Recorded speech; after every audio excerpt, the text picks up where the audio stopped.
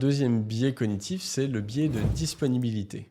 Et du coup, ce biais il nous fait surévaluer l'importance d'informations ou de faits parce que simplement ils sont plus disponibles. Alors, je vous donne un exemple très simple. Ça peut être par exemple donner énormément d'importance aux accidents d'avion. Eh ben, on sait statistiquement qu'on a beaucoup plus de risques de décéder sur la route dans un accident de voiture. Mais par contre, on va avoir beaucoup plus peur de prendre l'avion. Et ça, c'est quelque chose qui est très répandu, hein. Alors, il y a des gens qui ont peur de prendre la voiture, mais il y a énormément moins de personnes qui ont peur d'aller sur l'autoroute, de prendre la voiture ou d'être dans une voiture voilà, sans conduire que d'être dans un avion. Alors que statistiquement, c'est beaucoup plus risqué. Mais eh bien, ce biais de disponibilité, il va faire que comme il y a assez peu d'accidents d'avion, eh bien, quand il y en a, ils vont être dans les journaux, ils vont être surmédiatisés. Du coup, ça va nous faire surévaluer les probabilités ou les risques d'accident en avion. Et puis, du coup, ben, ce biais, il va nous influencer dans notre prise de décision où on va peut-être refuser de prendre l'avion alors que d'un point de vue sécuritaire,